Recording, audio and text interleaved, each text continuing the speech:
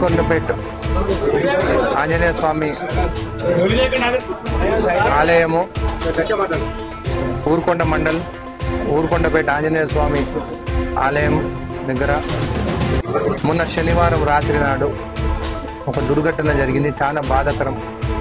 ఒక మహిళ పైన బలాత్కారం జరిగిందని ఆరోపణలు, అదేవిధంగా జరిగిందని ఇన్వెస్టిగేషన్ జరుగుతుంది.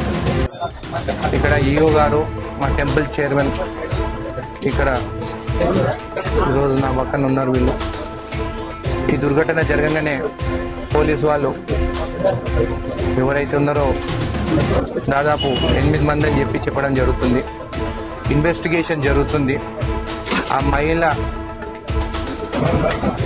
వాళ్ళు మాకొక్కటే విజ్ఞప్తి, వాళ్ళ పేర్లు కానీ వాళ్ళ గురించి మాట్లాడొద్దని రిక్వెస్ట్ చేస్తారు. ఎందుకంటే మన ఇంట్లో కూడా ఎవరికైనా జరిగినా కానీ మనకు తెలుసు ఆ బాధ ఎంత ఉంటుందని చెప్పేసి. కాబట్టి వాళ్ళ గురించి పేర్లు నేను తీసుకోను. జరిగింది మాత్రము మంచిది కాదు. ఇంత మంచి పెద్ద ఆలయం దగ్గర, అది కూడా ఆలయం నుంచి 500-600 మీటర్ దూరంగా కొంతమంది తప్పుడు ప్రచారాలు చేస్తారు. గుడి దగ్గర జరిగిందనేది, గుడికి వచ్చింది, దర్శనానికి వచ్చింది వాస్తవము. కానీ ఆ రాత్రి ఆ మహిళ వాళ్ళ చుట్టాలతోని ఆ ప్రాంతానికి వెళ్ళడం జరిగింది.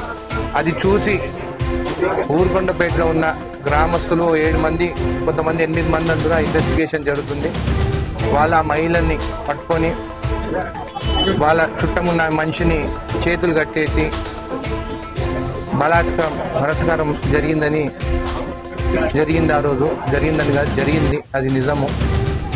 ఈ రాక్షసులు చేసిన పనికి ఈరోజు నిజంగా ఊరుకొండపేట గ్రామస్తులు కానీ, నా జడ్చర్ల నియోజకవర్గాన్ని తల దించుకున్నట్టయింది. మాకు నిజంగా బాధాకరము. ఖచ్చితంగా ఆ రాక్షసులని వదిలే ప్రసక్తే లేదు. ఎవరైనా ఉండండి. కొంతమంది వచ్చి చెప్పినారు, దాంట్లో 6 మంది బీఆర్ఎస్ వాళ్ళు ఉన్నారు, 2 బీజేపీ వాళ్ళు ఉన్నారని.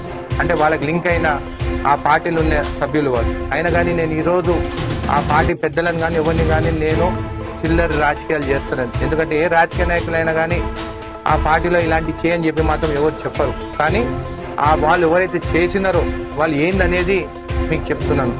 ఇన్వెస్టిగేషన్ జరుగుతుంది. ఇంకా ఇన్వెస్టిగేషన్ కంప్లీట్ కాలేదు, ఎంక్వైరీ కంప్లీట్ కాలేదు.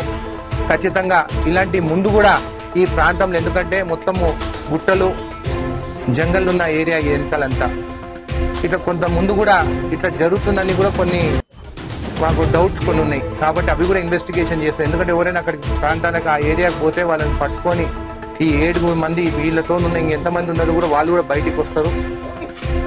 వీళ్ళు ఇలాంటి పనులు చేస్తుందని చెప్పి కూడా మాకు కొంచెం ఇన్వెస్టిగేషన్ కొంచెం ఇన్ఫర్మేషన్ వచ్చింది. ఆ ఇన్వెస్టిగేషన్ కంప్లీట్ అయిన తర్వాత ఖచ్చితంగా పోలీసు వాళ్ళు అదే బయట మీకు కూడా మీడియా కూడా చెప్తారని చెప్పి కూడా మీకు తెలియజేస్తున్నాను. ఈరోజు ఈ ఆలయం మన సీఎం రేవంత్ రెడ్డి గారు కానీ జెడ్పీటీసీకి నిలబడ్డప్పుడు ఇక్కడికి ఆలయం నింటే దేవుని ఆశీస్సులతో నామినేషన్ వేయడం జరిగింది. దాని తర్వాత 3 సార్లు ఆయన ఎమ్మెల్యేకి నిలబడ్డప్పుడు కూడా ఇక్కడనే ఆశీర్వాదం తీసుకోవడం జరిగింది. అదేవిధంగా నేను కూడా మన ఎమ్మెల్యేకి నిలబడ్డప్పుడు కూడా నేను కూడా ఇక్కడికి వచ్చేసి దేవుని పాదాలపైన నా బీఫామ్ పెట్టి నేను బీఫామ్ వేయడం జరిగింది. ఈరోజు ఇంత పవిత్రమైన స్థలం గురించి అందరూ మాట్లాడుతుంటే నాకు కూడా బాధగా అనిపిస్తుంది. ఆ కుటుంబ సభ్యులకు ఖచ్చితంగా మేమందరం అండగా నిలబడతాం. ఎందుకంటే అది జరిగింది మంచిది కాదు. మేము కానీ మా పార్టీ, మా కార్యకర్తలు కానీ ప్రతి ఒక్కరు జడ్చర్ల నియోజకవర్గం నుంచి కానీ ఈ రాష్ట్రం నుండి కానీ ప్రతి ఒక్కరు ఆ కుటుంబ సభ్యులకి అండగా నిలబడతాం మేమని చెప్పి కూడా మీకు తెలియజేస్తాం. కానీ ఈ సమయంలో వాళ్ళకి మనం అండగా నిలబడాలి. కానీ వాళ్ళ గురించి కానీ వాళ్ళ పేర్లు కానీ మనం బయట పెడితే అది మంచి సంకేతాలు కావు వాళ్ళ కుటుంబ సభ్యులకు అని చెప్పేసి నేను వాళ్ళ పేర్లు కానీ ఏమి మాట్లాడతలేను. ఖచ్చితంగా మా ప్రభుత్వం కూడా అండగా నిలబడతామని చెప్పి కూడా మీకు హామీ ఇస్తున్నాను. సీసీ కెమెరాలు ఉన్నాయి. పోలీసు వాళ్ళ వచ్చి వెళ్ళడం జరిగింది. ఇది రాత్రి 11ంటికి ఆ మహిళ వాళ్ళ చుట్టాలతోని అక్కడికి వెళ్ళడం జరిగింది. అది చూసి ఒక సిబ్బంది ఎవరైతే టెంపుల్ అనేది రోజువారీ కూలీగా పనిచేసేటో చూసి వాళ్ళకి ఫోన్లు చేసి పిలిపించినారని చెప్పేసి కొన్ని ఆరోపణలు ఉన్నాయి. కొన్ని ఇన్వెస్టిగేషన్ తెలుస్తున్నాయి. ప్రతి శనివారం పోలీసు వాళ్ళు వస్తున్నారు. ఈ రోజు నేను చెప్పినాను ప్రతి శనివారం అనేది కాదు, అంటే శనివారం చూసే ఇవి చేయరు, ప్రతిరోజు ఉండాలని చెప్తున్నాను నేను. ఇది ఎప్పుడు జరుగుతుంది అనేది మనం యాక్టివ్గా ఉండాలి. అయినా కానీ వీళ్ళు ఊరుకొండపేట గ్రామస్తులు వేరే బయట నుంచి వచ్చిన వాళ్ళు కాదు. ఇంకొకటి కూడా మాకు తెలిసింది, కొంతమంది ఇక్కడ ఈఓ గారు ఉన్నారు, చైర్మన్ గా ఉన్నారు, కొంతమంది వచ్చి రూమ్లలో బయట వాళ్ళు వచ్చి ఉంటున్నారు. అది ఉండనీకే మీరు కాదు. ఇంకా మీరు అలాంటి వాళ్ళని ఇక్కడ ఉండనిచ్చినారంటే మీ పైన కూడా నేను చర్యలు తీసుకోవాల్సి వస్తుంది. బయట వాళ్ళు ఎవరు ఇక్కడ ఉండొద్దు. ఎవరైనా సరే నేను యాక్షన్ తీసుకుంటాను. ఇది నా ఇన్వెస్టిగేషన్ లో తెలుసు. ఈఓ ఈ ఒక్క గుడికే ఇన్ఛార్జ్ కాదు, ఈఓ ఈ ఒక్క గుడికే ఇన్ఛార్జ్ కాదు, ఇంకా చాలా గుడ్లకు ఇన్ఛార్జ్ గా ఉన్నారు. ఈ ఈఓ గారు వచ్చిన తర్వాతనే ఇక్కడ అవినీతి అనేది తగ్గింది. అది నేను ఇక్కడ ఏం జరుగుతుంది అనేది కూడా నేను చూస్తాను. ఇప్పుడు మీరు డైవర్ట్ చేయకండి. ఒక మహిళ గురించి ఇక్కడ బలాత్కారం గురించి మేము మాట్లాడుతుంటే మీరు ఈఓ గురించి మాట్లాడుతున్నారు. కొంచెం మీరు మాట్లాడేటప్పుడు ఆలోచించి మాట్లాడండి. మేము ఏ ఇబ్బందిలో ఇప్పుడు ఉన్నామని చెప్పేది. ఈఓ గురించి ఏమైనా ఉంటే మీరు కంప్లైంట్ ఇవ్వండి. ఏమైనా తప్పుడు జరిగితే కంప్లైంట్ ఇవ్వండి, యాక్షన్ తీసుకుంటాము. కానీ మీరు ఆ ఇష్యూ, అసలైన ఇష్యూ డైవర్ట్ చేసి ఇప్పుడు ఈఓ మీద మాట్లాడుతుందంటే ఏమైనా ఉన్నదా? 100% యాక్షన్ తీసుకుంటాం. వాళ్ళు కూడా తేలిపోతారు. ప్రూఫ్స్ ఉంటే ఇవ్వండి, ఇక్కడనే ఇవ్వండి, ఇప్పుడే ఇమీడియట్ యాక్షన్ తీసుకుంటాం. టెంపుల్ సిబ్బందిని ఇమీడియట్ గా యాక్షన్ తీసుకుంటాము. ఆల్రెడీ ఇన్వెస్టిగేషన్ ఉన్నాడు. ఆయన టెంపుల్ సిబ్బంది కాదు, రోజువారీ కూలికి వచ్చే సిబ్బంది, పర్మనెంట్ ఎంప్లాయీ కాదు. ఆయన పైన యాక్షన్ ఇమీడియట్ గా తీసుకున్నారు. జాబ్ లకి వెళ్ళి తీసేస్తారు. పోలీసు వాళ్ళు కట్టిన చర్యలు, ఇన్వెస్టిగేషన్ అయినాక వాళ్ళ పైన చర్యలు ఉంటాయి. నైట్ టైం పోలీసులు ఎలాంటి పర్యవేక్షణ చేయలేదని వాళ్ళ ఆరోపణలు. దీని మీద మీరు పోలీసులకు ఎలాంటి సందేశాలు ఇస్తారు? నాకైతే ఇలాంటి ఏం రాలేదు. నాకైతే ఇలాంటి ఇష్యూస్ ఎప్పుడు రాలేదు. గత ప్రభుత్వంలో ఒక్క కేసు కూడా కాలేదు. ఇసుకదంతా చూసినా గానీ మా ప్రభుత్వం వచ్చిన తర్వాత ఎన్ని కేసులు వచ్చినాయో, ఎన్ని కేసులు బుక్ అయినాయో మీరు ఒకసారి చెక్ చేయండి.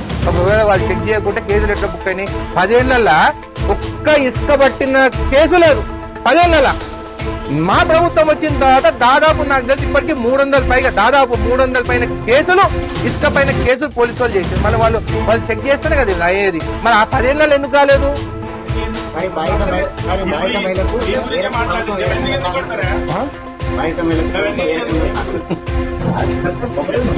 మహిళకి మేము అండగా నిలబడతాం. మా గవర్నమెంట్ వాళ్ళకి సపోర్ట్ గా ఉన్నది. సీఎం గారు వాళ్ళ గురించి మొత్తము ఇన్వెస్టిగేషన్ అయిన తర్వాత వాళ్ళు మాట్లాడి ఖచ్చితంగా మా ప్రభుత్వం వాళ్ళకి అండగా నిలబడడం. ఆల్రెడీ సీఎం గారు నాకు ఆదేశాలు ఇచ్చారు.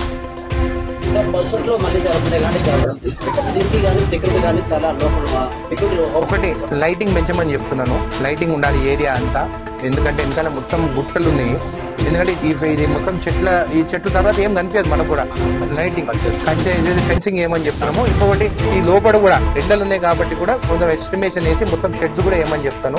ఇంకొకటి బయట నుంచి వచ్చిన ఎవరైనా కానీ కూడా ఇక్కడ పోలీసు వాళ్ళు కూడా రెగ్యులర్ గా ఒక కానిస్టేబుల్ ఉండేటట్టు కూడా నేను మాట్లాడే ఒక కానిస్టేబుల్ ఇక్కడ ఉండేటట్టు కూడా నేను ఇమీడియట్ గా యాక్షన్ తీసుకోవాలని కూడా చెప్తాను. ఇప్పుడు నేను ఒక చెప్తున్నాను. ఇప్పుడు నేను ఏదైనా మాట్లాడినా కానీ ఆ మహిళ కుటుంబానికి ఇబ్బంది పడుతుంది.